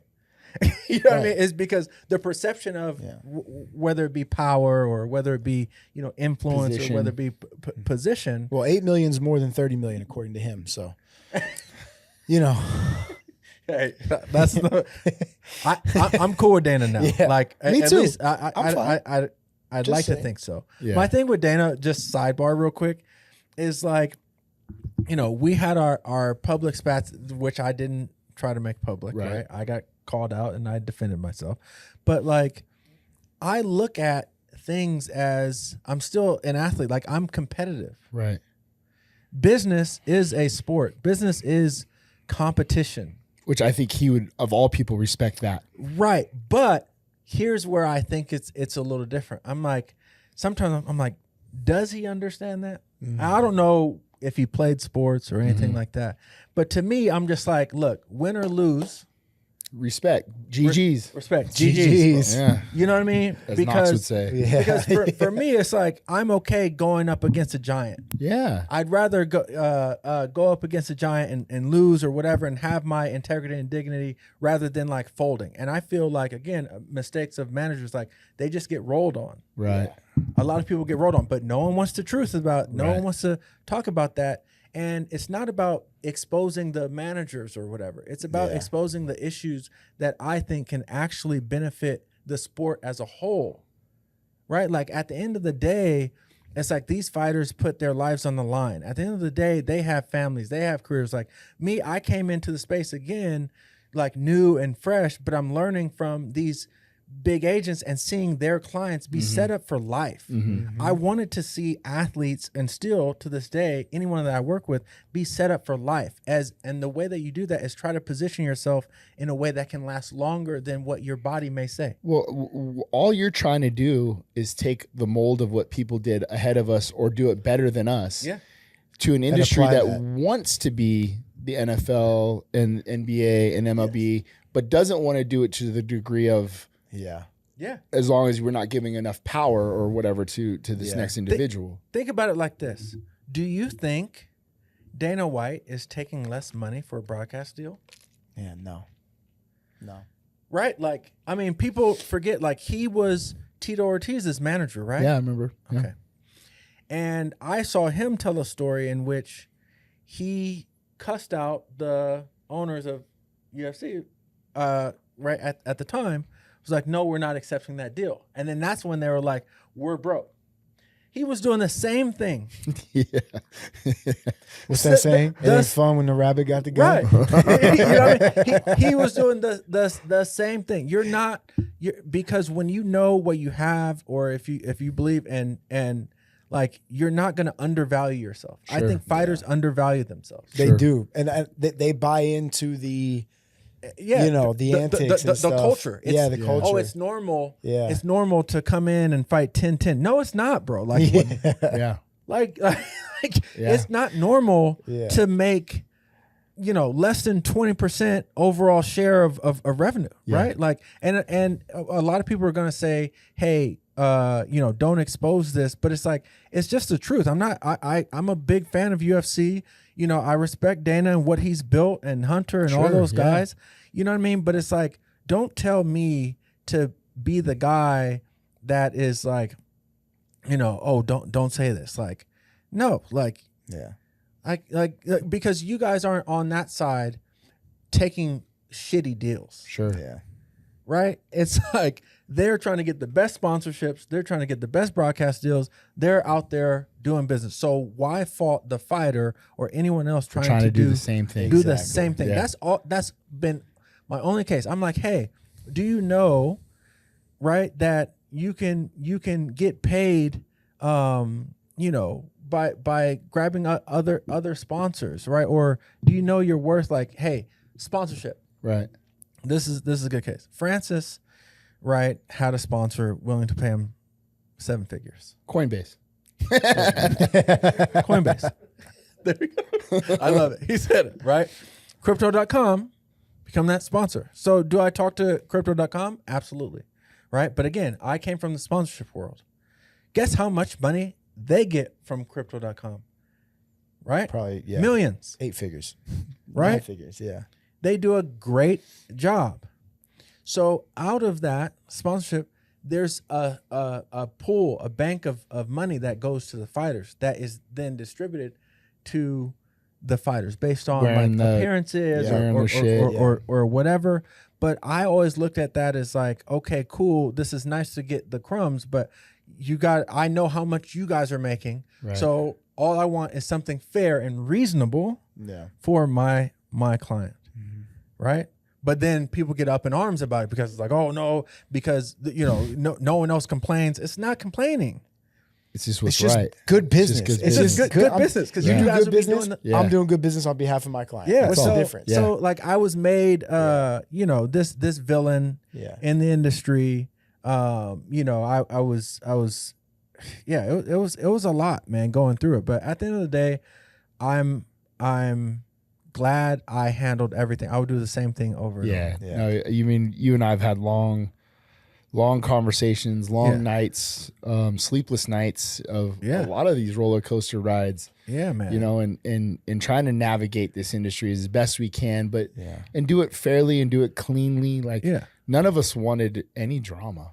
No. Right. No, like none of I know I didn't. Yeah. But that was the first thing I did kind of notice was like it was the divide and conquer mentality because we were such a tight group. Yeah. And it's like, well, I'm the drummer in the band, and then now you want me to meet with you on this, and then then this guy's not, and then one day that story, all these stories will come out. for sure. It's like the behind the scenes, it can get so nasty, right? And it's just like I like good, clean competition. Sure. Like, fight me fair. If I win, great. If I lose, great. Whatever. But it's like, don't be doing all this other shit to where now I'm like, it's moving the lines. Yeah. It's moving the lines. Yeah. You know. But I'm with you too, bro. Like I sit and appreciate. I text Hunter all the time. Like, thank you. You know what I mean? Like, dude, like, you've provided me a whole livelihood. Yeah. By allowing me to be a part of this industry, you know, and I'm not that close with Dana at all, but you know, I definitely like, pay homage to the appreciation of what he's built and everything else. Yeah. But it also doesn't mean we cannot be better. Right. Yeah. And that's it. Like, I think, Hunter, he and I have had conversations, right? Some great conversations, some bad conversations, right? I got a ton of respect for him and what they're continuously building, right? I'm just not the person, unfortunately, that fits within that system, not because I'm trying to buck the system, but because like I to have that respect me from who I am and how I move, and I'm trying to move with integrity, right? Like, don't fault me for trying to get my guy the max deal, right? And don't do dirty things otherwise. It's like, again, take any other sport. It is not uncommon for an agent or an athlete to sit out for more money or negotiate for their worth, right? Like, it's just weird to me that a lot of the things that, again, to your point, that UFC are trying to become, like, if you look at it, UFC is trying to become NFL. Like, how they're structuring their media rights and everything like that. Like, NFL does it the best, for sure. I know that they want to have 1 billion viewers watching one fight at some time. And I think that they will, right? But it's like, all these other, like, how the business is structured in the big leagues, right? It's not the same over here. But I think that they're smart because they know how to divide and conquer. They know how to suppress talent. They know how to, get people, on their side or in their pocket, whatever. Like, it is what it is, man. Like, I wish the best for them, at the end of the day. I still watch some UFC fights. I love how TKO is. Like, I'm a fan of good business, right? I'm a fan of, like, strategy and, like, new shit. Like, the things that they're doing with Terrence Crawford and Canelo, that's going to be dope and incredible, right? We haven't talked about that, but, like, I knew that Saudi was going to be a big player in sports, hence why, in hindsight, people don't understand why I was pushing so hard for what I was pushing for. Is because I was having these conversations. Yeah. You know what I mean? Like, Saudi was listed way back in 2020, bro. Well, remember, Saudi was the ones that wanted Fight Island initially. Yeah. Right? They were the ones that were competing for that. Yeah. And them and Abu Dhabi go, they got the... So I was like... So they've always been a player. Yeah. So my point was like, no problem. Like, hey, if you guys don't want to pay what you guys think is fair or whatever, and we have this inflated version of ourselves and what the worsts are, like, no problem, no harm, no foul. Yeah.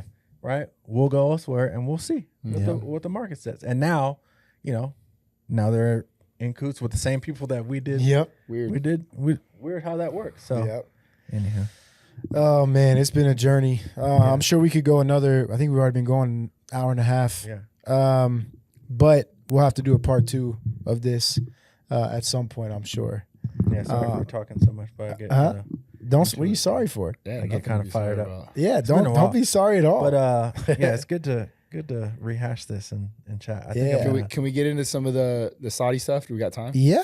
I just kind of want to touch on, like, we should. I mean, that journey and how we got there and, like, the phone call and, dude, we did it. We'll probably have to cut some of the bad UFC stuff out.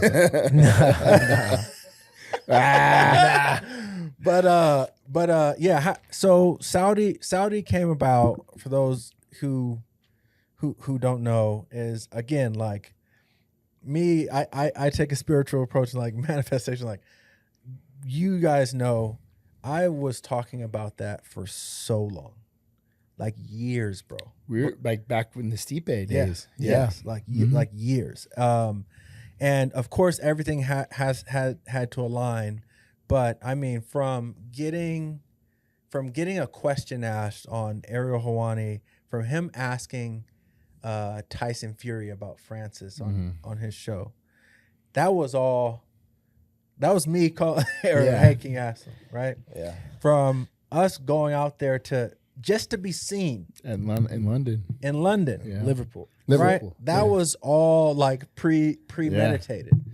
And now going into the ring, that wasn't the plan. Called him out, brought him in. They caused it. That was icing on the cake. Yeah. But I knew, again, like I like to be like a strategist when it comes to business. I was like, all we got to do is be seen. Yeah. Yeah. And then the world will make the connection.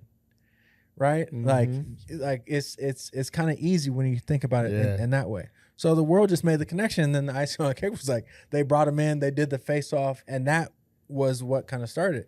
And then from there, I reached out to George Warren, right? And George Warren and those guys wanted nothing to do with it because they were chasing something else. I forget what fight was happening. I think it was right? Usyk or Joshua. Joshua.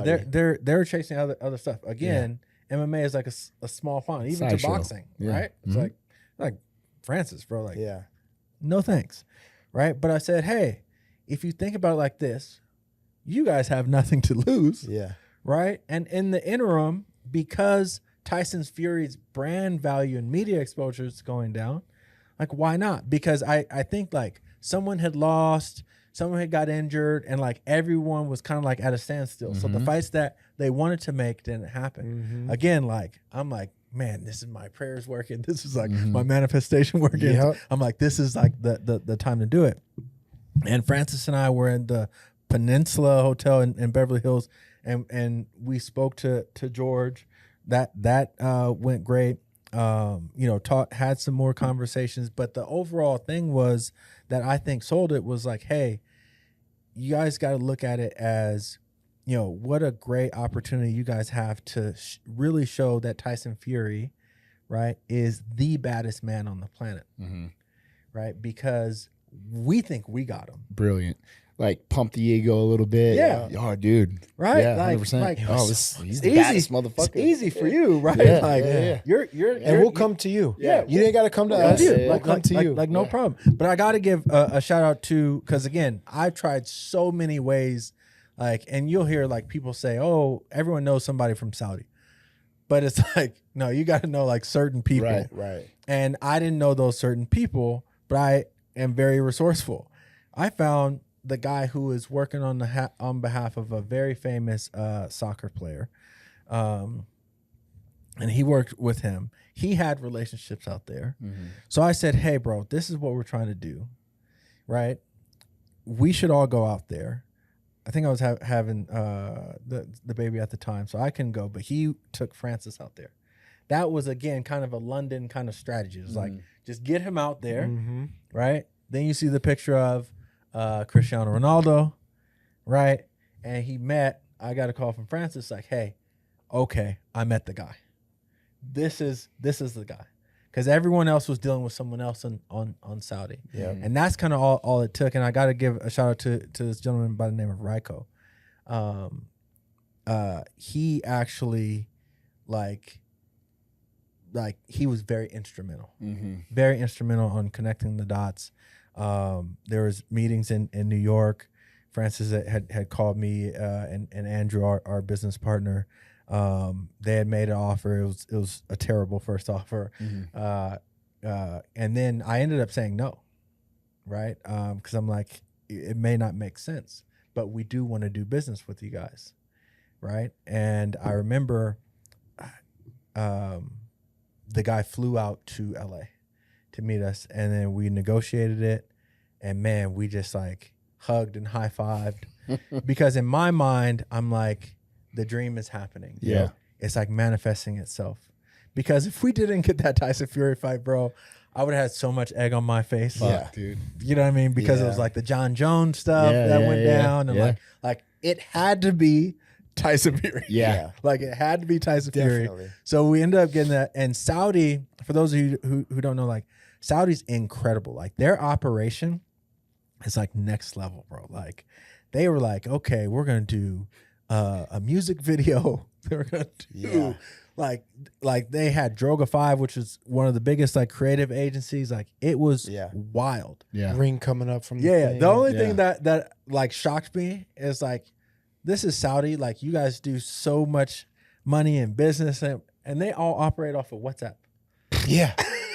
Bro, like And, you said, you're not fucking sending one-way traffic. Ain't no emails getting back and forth, bro. Like they're not. Yeah. No, it's WhatsApp. So That's that was crazy. like You're right. that was just like a weird. Bro, I like, remember texting experience. Francis and like, or he texted me. Yeah. I can't remember how it went down, but I was like, what's next, Bubba? Like, what's up? And all he wrote back was Saudi, and I wrote back party. Yeah. That was party. Yeah, man. And like having those conversations, man, like because we were the first to do a deal with Sela, the organizers of Riyadh season and what everyone is kind of like doing, like the partners of that. So, you know, got to give a shout out to Dr. Rakan, who's amazing. Obviously, His Excellency Turki Al-Sheikh, and you had to learn about His Excellency. Yeah. You had to learn about, you know, just their customs. I was afraid to go out to Saudi. But I think all of us were, because you don't know. You have only no know what idea. you hear and what, you know, is all this I stuff. thought I was gonna have to cover up my tats. Bro. Yeah. Thankfully, the stewardess, the flight attendant was like, "No, like you're good. Like, you know, the Crown Prince is like he's changed everything." Yeah. And I had a great time out there. It was, I mean, dude, Except it the was Uber. Except the Ubers. And then the 24-hour construction right next door to my hotel room. Well, dude, they built a hotel in the 4.5 weeks we were there. 4.5 weeks. Yeah. Brand new hotel built, bro. Ground up. Fucking no HIPAA, OSHA what is it? laws. HIPAA, OSHA. Yeah, No OSHA OSHA laws. exists. Dude, just hanging off the fucking roof with no what are they vest. doing, dude? Just like hanging like this and putting some with mud over my there. fucking turkey hair plug. but think about it. Do you guys remember, like, again, like I can't like understate enough. It was their first event, Yeah. right? So it was literally Riyadh season, which was now us, year long. right? Us, our side. It was Tyson Fury's side, and it was so. Yeah. And everyone's just trying to like come together to like make this like mega boxing event, right? And like there was all this stuff, like, bro, we didn't get like no sleep. Like it was chaos from the testing and back and forth and all the bullshit. I remember all the that. bullshit, Yeah. all like the boxing games, right? So to come out with how it went, obviously we didn't get the decision, and I think we're all in the same we page, won like, we won the night, robbed, though, bro. right? We won the war. We won the war. Yeah. Won it, bro. Like, and it was a dream come true. I was just emotional. I remember having the my traditional outfit on. Like, I remember hugging you afterwards, bro. Like, us just being in that ring. Like, that was to me, even more so than the Anthony Joshua. Yeah. That was yeah. it for me. For sure. That was And the Dewey speech. Yeah. Remember the Dewey speech? Oh before my the God. fight. Yeah. Yeah. We talked about it with Dewey. We talked about it like multiple times on the show. That speech, it was a movie, bro. Like, 100%. and that's why, like, I'm so proud of like what we've That accomplished. whole camp was a movie. Yeah. That whole camp. That whole camp was a fucking movie, bro. From start to finish, from the first meeting when we all sat down and brainstormed what we're gonna do, all the way to the very end when we're like at the airport chugging old fashions. Yeah. Bro. Like we won the Andrew fucking with his war. shirt off with the in shirt first off, class. put the shirt on, dude. Dude. So for me, like my like fondest memory was when we were already in the cage or the ring. Yeah. And Francis just leaned up against the fucking turnbuckles, just chilling. And I'm standing next to him, and I just remember looking over. I'm like, "Damn, Bubba, you did it." Yeah. And I look over, and I was like, "Fucking Tyson Fury is walking," and he just kind of like looks over, and he's like, "Hell yeah, dude! Like we did it, Crazy. we did it." bro. Like this is right before about the scrap. It is a movie. My favorite word that I was using and I still use to this day is maktub, which means it is written in Arabic. And I got that from my favorite book, The Alchemist.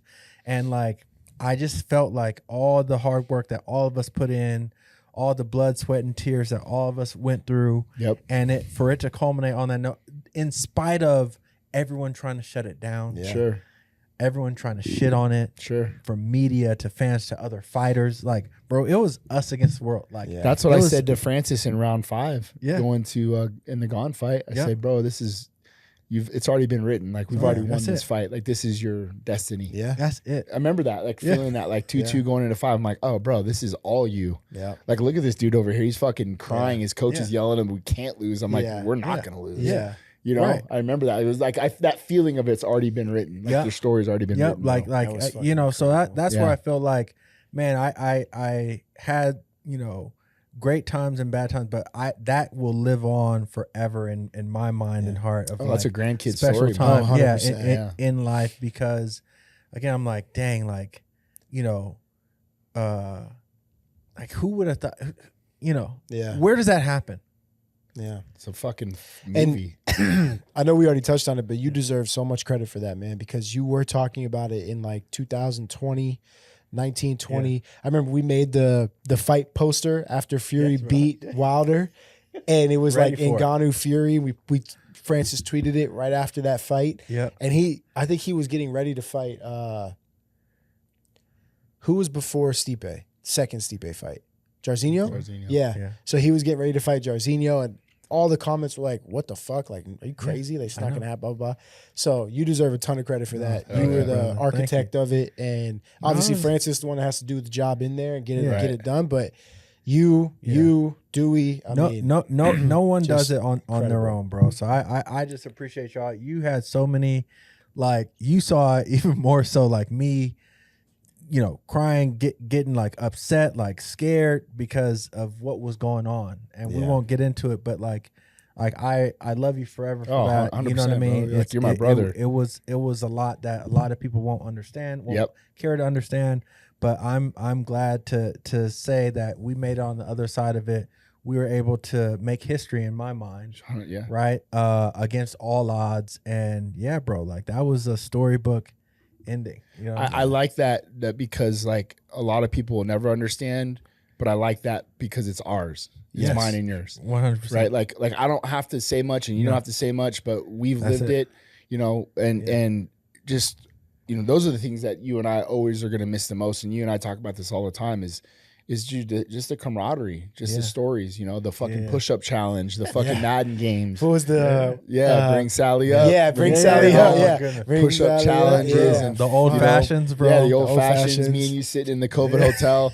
Bro, when Francis knocks out Stipe, I'm going to look right at this fucking camera and say, I told you so, motherfucker. I still have that footage, dude. Bro. Like, just like those things, like, to me, are the memories. Like, the fights are there. Those are always going to be there, but it was the times in between that I appreciate so much more, man. You know, fucking still when Francis decided he was gonna fight Gone and we're on the car. We came back from the hospital. Came back from the doctor from Elatraj. Yeah, he's like, we're fighting, boys. Like, what'd he say? Your knee's good? He goes, nah. Like, knee's fucked up. He said, do not fight. Your ACL is torn. But, what? That was, usually people deliver news the opposite way. Like, bad news, but here's the good news. Francis was like, we're fighting. Everybody's like, yeah. It's like, but what'd he say? And he was like, nah, my knee's fucked. I shouldn't fight. We're like, fuck it. Yeah, we're already here. Like packed in that SUV. Dude, we were so cramped in there. So crammed in there. That's great. Dude, I remember like that was like the most emotional was when you called me that Friday. Yeah. And you're like, yo, I hate to put this on your plate. Yeah. But you gotta talk to Francis today and we gotta pull him out of this fight. Remember? Yeah. And I remember driving to that practice and I'm like, oh bro. And I'm like, all the fucking work and all the shit and whatever, but I'm like, you're right. This is the right thing to do. Yeah. And then Francis just pulls the Francis on us. Yeah. No, not even though. That we had that conversation and then he went and fucking sparred incredibly. Oh, that's right. Xavier. Yeah. Incredibly. I called you right after. Yeah. I'm like, bro, I don't know. Like, fucking, he just smoked this guy. And then he's like, let me take the weekend or whatever to think about it, or we'll make a decision in Anaheim. Yeah. And but that was the deal. Yeah. The deal was, all right, are you guys, let's all go to Anaheim and I'm going to meet with Elatraj, and whatever Elatraj tells me, that's what we're going to do. Yeah. So if he tells me I'm not going to fight or my knee's still fucked up, then we're not going to fight. And I was like, okay, deal. Good call. Yeah. And you and I had about 7 margaritas waiting for these two to call us. they're like, all right, pick us up. We're like, get in the car. And the best was like the moment of like, we get in the car and we're just waiting for our fate. And I'm like, so? And typical Francis ain't going to say shit anyway. Francis just sits up front and we're like, so what? Like, what are we doing, bro? And he goes, we're fucking fighting, boys. Yeah. Remember, we're all like little kids. And then like 5 minutes go by and I was like, so what do you say? Your knee's good? And he's like, oh no, dude, my knee's fucked. He said, don't even fight. That's crazy. Yeah, we still got that footage as well. Yeah. Real quick, I want to switch gears on just because we were talking about Saudi. I was thinking about the upcoming fight, Crawford and stuff. Do you guys have who's your prediction, Canelo or Crawford? I like Crawford. Yeah, I like Crawford in that fight. I do too. I will say though, the weight scares me a little bit, even though he's taller than Canelo. Yeah. 3 weight classes is a lot. Thumper. And you've seen got like Pacquiao, Floyd, they've all moved up, but progressively. No one jumped 3. That high. Yeah, except I think the last one that did it, honestly, against Canelo, I think was Amir Khan. Yeah. And Canelo smoked him in the third. Khan was faster in the first couple of rounds, and then I think it was the 4th round, Canelo put his lights out. It's going to be durability. Yeah. Who can, if Crawford can withstand the durability of Canelo as the rounds get later, to me. Yeah. Right? Like you're saying, like you're I think lean on him, Crawford's heavy more on him, skilled. sag on him. I think Crawford's more skilled, but can he is he durable enough? Yeah. Because Canelo's going to, be a bruiser in there. Yeah. And he might not be able to find Crawford, especially when Crawford's switching, because his stance switch is probably the best in boxing. But if he finds him, it's gonna be tough for Crawford. Even the bodies, even the shots on the arms, I think that's gonna wear Crawford. And that's down. how you slow down a move. Exactly. Really? Get him on the body, get him in the arms. Yeah. Yeah, I definitely like Crawford. But I like for that Crawford. fight. You guys, like, for me, like that fight. Also, pay-per-view predictions. How many buys do you think that fight does? Not that. Well, with Dana behind it now, because the whole UFC is gonna work on that fight now. Yeah. So it might do better. I think it does over. Oh, well, it's not buys. It's gonna be on like Netflix or something. Is it in Saudi? No, it's at Allegiant. It's Oh, wow. Yeah, it's at Allegiant. Yeah. But you're right. It's gonna be on Netflix. Yeah. or I think Amazon. Fucking but- Francis and John, I dude. know. Yeah. That's what it should have been. I know. We try to do that, bro. I know. Yeah. We try to do that. Yeah. It's also another story for another day. Yeah. No. We could do a whole series, episodic series on We got the BTS receipts, too. of UFC. We do have the receipts. We got the receipts. That's the thing. I got Crawford in 5 though. Yeah. You think he stops Canelo? Yeah. Oh, damn. I don't know about that. Yeah, I think he stops. If he does, it'd have to be later. I think he stops him. You think early? I'm just saying that the just because the Shannon Sharp but I do think he stops him. I do Canelo, Limoncello, You guys heard? Yeah. Violet, yeah. Crawford Canelo, in 5. LaMelo, Yeah. Mellow Yellow. Yeah. Crawford in 5. Crawford in 5. But yeah, I'm also happy to see. Again, I look at everything from like a business standpoint, and of course like Saudi and TKO.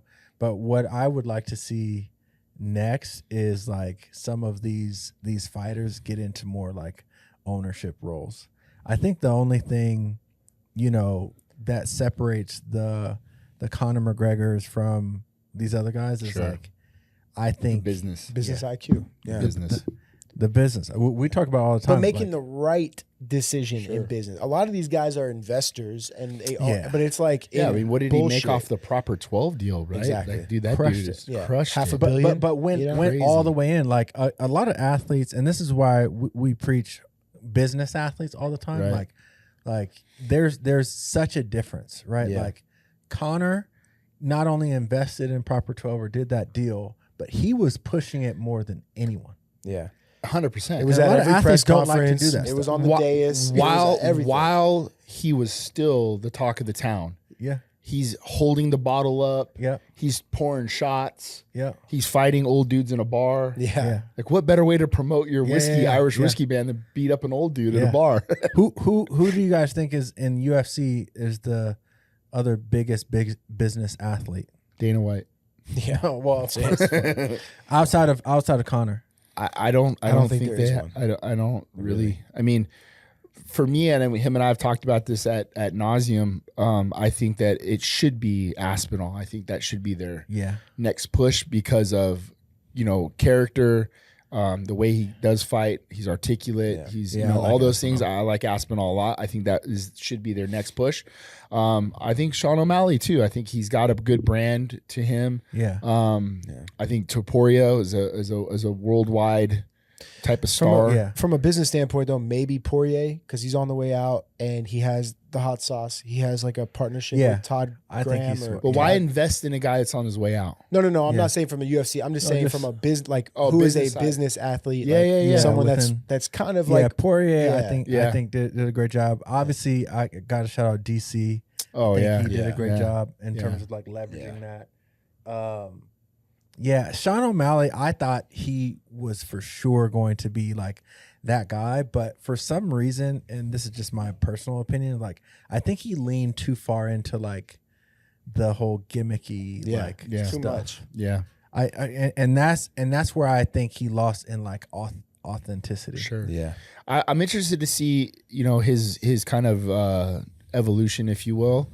Like I'm good friends with Tim Welch's coach. Yeah, he's a beast. But hearing like he's off of social media, he's not smoking weed, he's not doing. I like to hear that. Yeah. Like this guy's take it going more seriously. Yeah, You got to be a professional at the It's not highest even level. that. It's like, you know what, man? I'm gonna go back to the drawing board and I'm gonna figure some things out. Yeah. And I feel like this is going to be something that's going to help revitalize his career. And it's okay to do like maybe the bong rips before the fucking the fights aren't a good thing. I don't know. I don't know. I think what would be dope and strategic is if he came out with just like the non-pink hair, like went back to his like not natural hair. Sure. Or something like that. Like Sure. just because like optically and like brand wise, I think like, it'll send a signal that like he's like taking things seriously. Yeah. Seriously. I mean, I have no dog in the fight. I like both the guys, of course, but I always do like to see a comeback story or a Redemption. Yeah. But just an evolution or a change, you know, and I think that's good that like this guy's taking care of himself a little differently. And, you know. Yeah. Speaking of, I may just off topic. I may have to send you a fighter, bro, just to check out or give some advice. Obviously I'm out the game, but I just started kind of like advising this kid, Dimitri Lyman. Okay. 19-year-old heavyweight in Glory. He actually just lost his first fight, unfortunately, but the kid, he has, I think, what it takes, man. And I'd love for you to. He's got a great coach, Kalani, but I think he can be somebody special. But definitely hearing from we haven't like done really anything good with heavyweights in the past. I don't know. I mean, not at all. I'm a shit coach now because I'm a you're awful a shit coach fucking now. coach because I said, whatever. But it's all good. It's all good. I only right. played football too. I don't know. What do I know? Exactly. Titles. Do you want to end on the arena walkout? Yep. Do you wanna ask? 100%. All right. You have a venue. You get 4 corners and a walkout song. Where are we fighting? Who's in your corner? What's your walkout? Ooh, this is great. I'd say venue. Can this be like hypothetical? You could whatever No, the fuck anywhere. you want, baby. You're not like, Huh? I mean, it has to be like an arena, like a No, like a I was real gonna say like wherever Rumble in the Jungle was. Oh, Nigeria? okay. I think it's Zaire. It was in I Zaire. think, Okay. Present-day Congo. Corner, home team, obviously, and then walkout song. Sheesh, God's plan's taken. I'd probably go with like Purple Rain or something. Purple Rain. I'd just jam into that shit, just bro. because I'm a big Prince Bro, fan. you remember like dude. you and I were rolling to the fucking arena and I had my headphones on and he goes, what you bumping right now? I go, Righteous Brothers. And he goes, and I fucking pull my headphones off and it's like, you lost your love. And he's like, are you fucking serious? I'm like, yeah, bro, the Righteous Brothers. Yeah, Remember? for me, as long as you get the emotions up, it doesn't have to be hype or grunge or whatever. As long as you get emotions up, like it doesn't know the difference. Just like if you're nervous, like you're still like ready. You know? I love the juxtaposition, like when fighters walk out. Like Tai Tuivasa maybe went a little too crazy, but like awesome. I do love when people walk out to like R&B or Yeah. fucking Yeah, soul bro, music like, or you know what I mean? Some blues. I think it would hit. Okay, Yeah. bonus question. As a competitor, who are you fighting? My weight class. Any weight, I guess. I'm kind of heavyweight now. As a competitor, for sure, John Jones. For sure. Like, you know, again, because as a competitor, again, like context, right? I'm a Kobe Bryant fan, right? Like, you want the biggest, the best. Like, no matter what, if you're that athlete, like I'm one of those people that believe everyone should think that they're the best at what they do. Sure, 100%. Definitely. Whether it's right or wrong. Like, if you're not at least mentally in that space, like you already lost. So I agree. I'm like John Jones. You know, I think, John Jones. How would you coach me for John Jones? I put cocaine all over the fucking canvas, and I was like, cool. Put on your gloves. Tony Ferguson grabbed off the ground. Yeah, bro. And so I'd position these little hookers all around. And I'd be like, Marquel, run! Run as fast as you can. Let me see that 4.40, baby. Yeah. That's exactly what I do. And I just back run, pedal. I just run, bro. just run, motherfucker. Put a roll of quarters in them gloves. Yeah. Try to stay away from those elbows. Yeah, that bro. dude's a beast. He's been so good for so long. Dude's a motherfucking beast, bro. And like crazy, and I'm not trying to shit on John. Is the man when it comes to this. Yeah, it's crazy to think too. Like he hadn't really done it the most healthy way. Yeah, right? Like, he's not like imagine Kobe, if he took it serious, right? Like this guy's insane. He's the best to ever do it. But here's my theory. I think the opposite. I think fuck him up. If you look at all the greats, like musicians or whatever, like they're all a little high. What was the balance of that LSD and volley that I took today to hit that perfect game on LSD? Yeah. My brother used to run track high, like run so fast. Crazy. Bro. Like David Cohn, right? Was it David Cohn? Drugs, bro. Shit. All right, you guys want to go do some LSD or there we go. Acid? LSD. On that note, drug dealer Vic has us over here. Are you sailing or selling? Whatever you need him to do. Whatever you need, I got it. Where's this podcast turned to? I love it. We gotta get it back. Now you guys got a little cue of how this works in the fucking hotel room. In the hotel with us. Exactly. With I just gotta light some incense up and we'll be good to go. Exactly. And have some Madden and some old fashions. Listen, man, we can't thank you enough. Thank you for coming long on. overdue, bro. Thank you, man. You're our brother forever. Yeah, love you. And we appreciate you coming on and spending some time with us. Thank you, Big Dog. Love you, brother. Love you too, man. Awesome. Thanks, guys. Well, that does it for another episode of Verse Us with Eric Nicksick. Please make sure you like and subscribe on YouTube. Leave a comment below. Let us know who you want to see on the show or any questions you have for the show. Also, make sure you download the audio version of the podcast wherever you get your podcast, Spotify, Apple Pods, Overwatch, all that stuff. And also follow the show on social media at VSUSPod. For Eric and Marquel, I'm Randy. We'll see you guys next time. Peace.